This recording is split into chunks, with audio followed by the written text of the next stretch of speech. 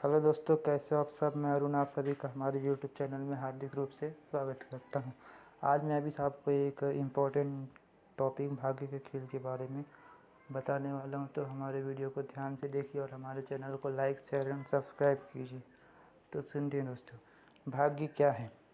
क्या वास्तव में भाग्य नाम की कोई चीज़ होती है।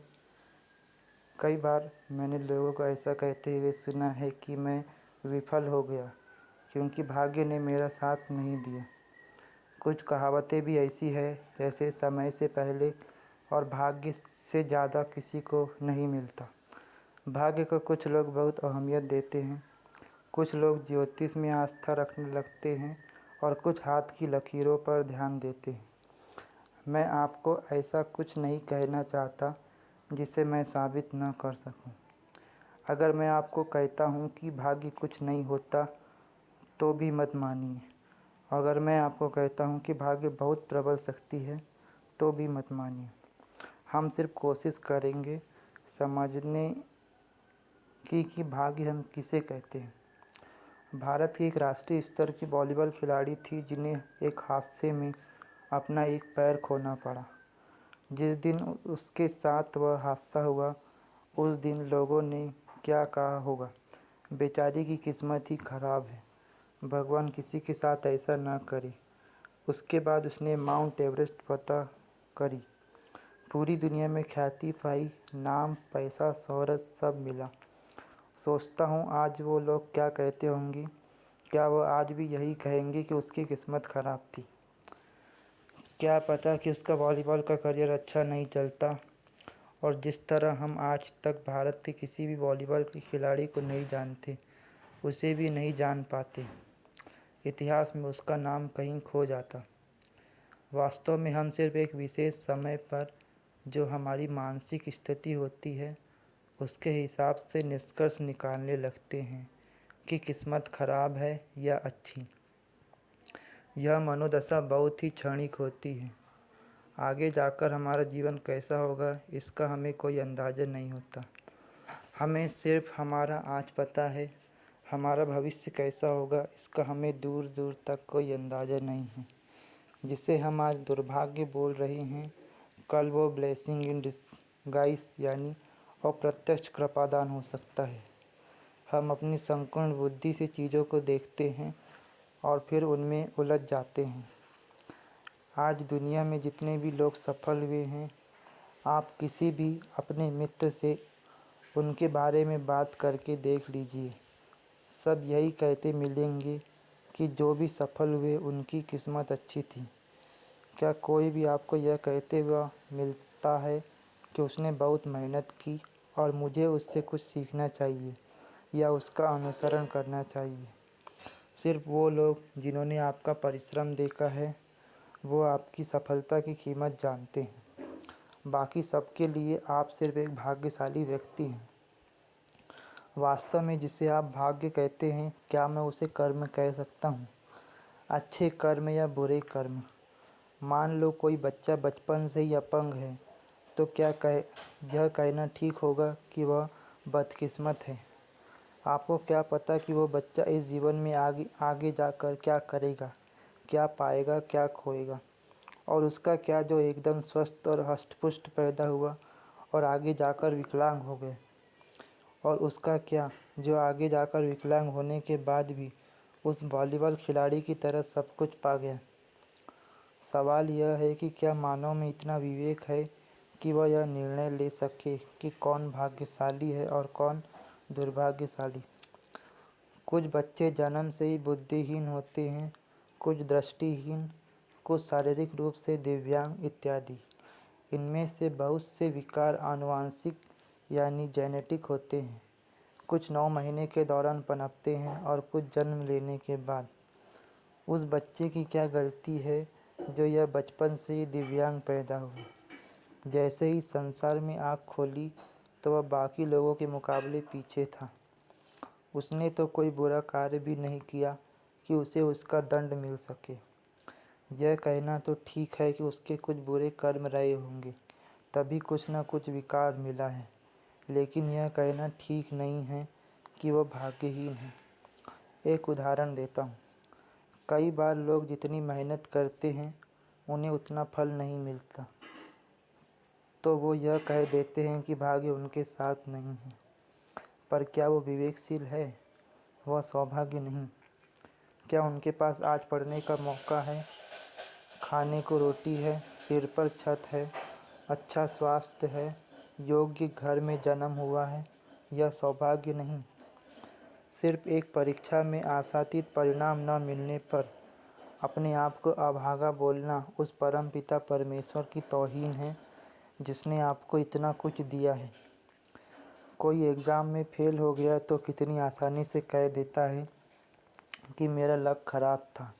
लक को मापने का क्या पैमाना है? अगर एक विद्यार्थी ने घर से निकलने से पहले कुछ पढ़ लिया और वो एग्ज़ाम में आ गया, तो आप बोलते हैं कि वो लकी था।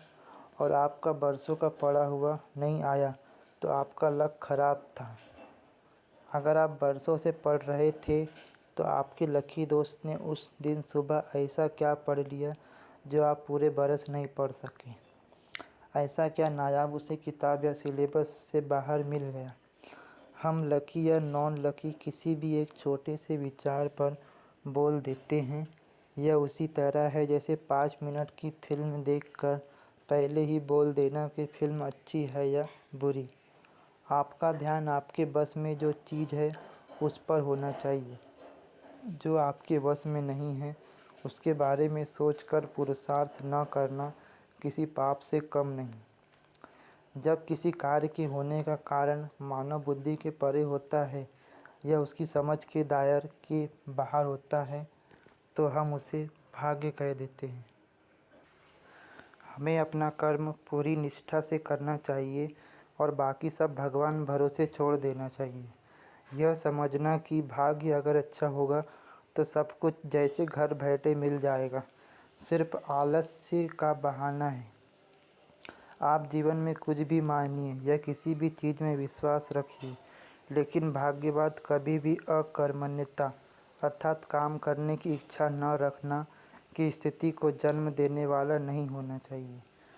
अगर आप भाग्य में पूर्ण विश्वास रखते भी हैं तो भी आप अकर्मण्य नहीं हो सकते। कर्म तो आपको पूरी निष्ठा से करना ही होगा। आपकी मेहनत प्रबल कैसे हो इस बात को सोचना है, न कि भाग्य के प्रबल होने की बात पर समय नष्ट करना है। न सिर्फ पुरुषार्थ करिए बल्कि साथ साथ अच्छे कर्म भी करते रहिए, जिससे कोई पुराना बुरा कर्म आपकी राह में न आए। आप निरंतर आगे बढ़ते जाएं। कुछ लोग तो इसी उम्मीद में अपना जीवन व्यर्थ कर देते हैं कि एक दिन उनके भाग्य का चक्र घूमेगा और तब सब अच्छा हो जाएगा। आपको पुरुषार्थ का अवसर मिला है, यह किसी वरदान से कम नहीं। कर सकने की स्थिति में होकर भी कुछ न करना उस ईश्वर की उपेक्षा करना है जिसने आपको इस काबिल बनाया और यह अवसर दिया। जब आलसी लोग भाग्य की आड़ लेकर अपनी अकर्मण्यता का समर्थन करते हैं तो वो खुद को ही नहीं बल्कि पूरे समाज को भी हानि पहुंचाते हैं। पुरुषार्थ कैसा होना चाहिए? एकदम अनवरत और अविराम। आपके अंदर इतना विश्वास आ जाएगा कि आप खुद इस बात को मानने लगेंगे कि मनुष्य अपने भाग्य का निर्माता स्वयं है। लेकिन यह विश्वास सिर्फ कर्म से ही आएगा, अन्यथा नहीं। कई बार हम ऐसे लोगों के साथ रहते हैं जो पूरे समय भाग्य को कोसते हैं। उनके साथ रहने से हमारी मनोदशा भी उनके जैसी ही हो जाती है। आप नेगेटिव लोगों को अगर जीवन में बहुत ज़्यादा स्थान देंगे तो यह सिर्फ अंधकार को पालने जैसा है। अगर आप उन लोगों के बीच में रहेंगे जो पूरे दिन परिश्रम करते हैं और कर्मठ हैं तो आपके अंदर अपने आप ऊर्जा आने लगेगी। पर क्या आप इतने साहसी हैं कि उन पुराने मित्रों को छोड़ सके जो आपको आगे बढ़ने से रोक रहे हैं? क्या आपको ना कहना आता है? कहीं आप दूसरों को खुश करने के चक्कर में रोज़ खुद से झूठ तो नहीं बोल रहे हैं? जिसने कभी अपने समय की कीमत नहीं समझी वो आपके समय की कीमत क्या समझेगा? एक दिन आपको बहुत ग्लानि होगी कि काश आपने पहले हिम्मत करके अपने बारे में सोचा होता। आप खुद से ही अपने प्रकाश पर ग्रहण मत लगाइए। सफलता का देवता पुरुषार्थ की भेंट मांगता है, आप उसे बो दीजिए। इतिहास में जितने भी महान लोग हुए हैं, सबके जीवन में बाधाएं आई हैं। हर बाधा के समय अगर वो यह सोचते हैं कि मेरे जीवन में शायद यह नहीं लिखा, वरना इतनी बाधाएं क्यों आती, तो क्या कुछ भी पा सकते थे। अगर वो यह सोचते तो आगे कैसे जाते हैं। बाधाओं को पार करके ही सफलता मिलती है। बाधाओं से लड़ने की बजाय निठल्ले बैठे रहना और अपनी अयोग्यता और आलस्य को छिपाने के लिए भाग्य को कोसना हास्यास्पद है। सफलता के मार्ग में विलंब भी एक परीक्षा है। यह आपके धैर्य की परीक्षा है। अपने आप को हमेशा अभागा मानने वाला जीवन में अपनी सारी आशा खो देता है और अंधकार के दलदल से बाहर नहीं निकल पाता। ऐसे लोग सिर्फ सस्ती सफलता पाने की फिराक में रहते हैं। सफलता की राह में अड़चन और बाधाएं प्रकृति का नियम है और यह नियम अपरिवर्तनशील है। इसी प्रकार से हमारे वीडियो को देखने के लिए हमारे चैनल को लाइक, शेयर एंड सब्सक्राइब कीजिए। तो कैसे लगा? Thank you sir.